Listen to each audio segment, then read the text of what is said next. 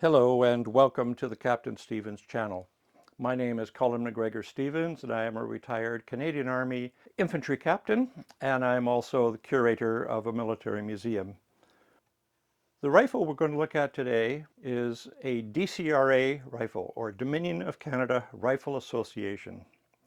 It was originally manufactured in 1944 as a standard No. 4 Mark I star at the Small Arms Limited factory at Long Branch in Ontario, Canada.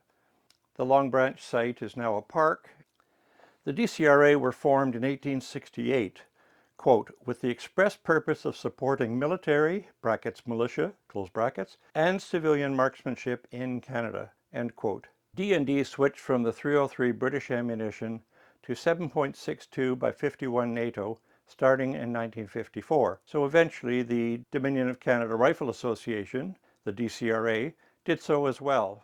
This was so that they could compete in service rifle competitions. Although the FN C1 and C1A1 were available then for legal purchase, they were not as accurate as No. 4 rifles, so competitors chose to go with No. 4 rifles converted to 7.62.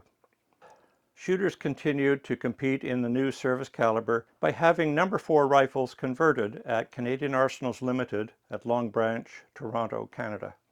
Canadian Arsenals had taken over after World War II from the wartime Small Arms Limited. The basic change was to fit a barrel made in 7.62 by 51 millimeters and the extractor. The magazine remained normally as just a .303 magazine. It was really just there to prevent cartridges from falling through onto the ground. Some owners were able to custom fit a 7.62 magazine. The rifles converted for the Canadian Army shooting team would presumably have just been taken from stores. But what about the private shooters? They were able to buy rifles surplus, and they could send in any No. 4 rifle for conversion to 7.62. Collectors have been researching these rifles and keeping track of serial numbers. The highest D.C.R.A. conversion number recorded so far is 1,982. They're a bit scarce, and they're almost always in excellent condition. All of the D.C.R.A. rifles are marked with a conversion number and a technical inspection mark. These appear in three places: on top of the bolt handle, here on the receiver, and on the barrel hidden underneath the rear handguard.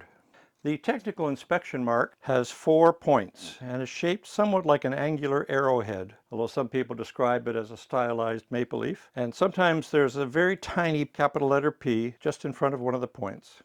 That technical inspection mark started to replace the C broad arrow issue mark about 1948, and it took some years for the conversion to occur. Some D.C.R.A. rifles have a 5G electro-penciled on the left side of the body socket, just where the serial number is located on the No. 4 rifles. An owner could customize their rifle, so this included fitting target sights, such as we see here, bedding of the barrel and the action, possibly fitting dowels just above the trigger through the wood to help seat it properly, varnishing the wood. A target sling could be fitted, in this case a model 1907 leather sling, American, the type used on sniper rifles. Some shooters would have fitted wide web slings, and there's a sling swivel just in front of the magazine.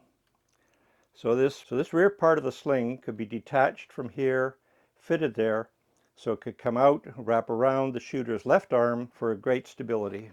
If a shooter desired, they could convert the rifle to No. 4 Mark II configuration by having the trigger suspended from the underside of the receiver, the body, rather than being attached to the trigger guard.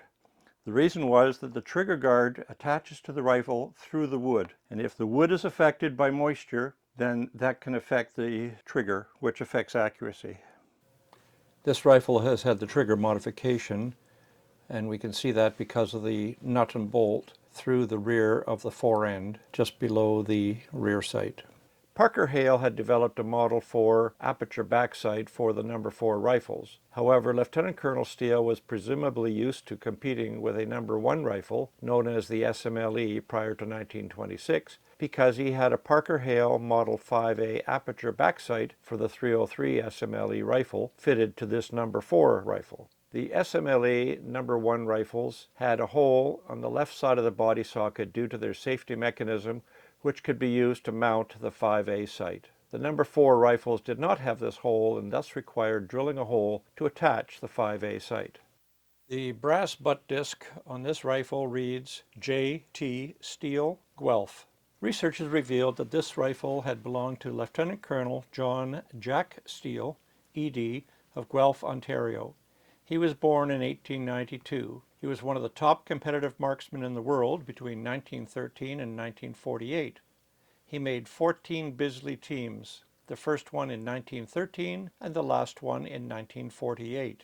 In 1948, he came second in the King's Prize. He had served as president of the D.C.R.A. and is a member of the Dominion of Canada Rifle Association Hall of Fame. This D.C.R.A. rifle, 74L1110, was set up by him late in life. He passed away in 1965. Well, that wraps up this video on the Dominion of Canada Rifle Association, or D.C.R.A. version of the number 4 rifle. Thank you for watching, and feel free to check out my other videos, and have a great day. Goodbye.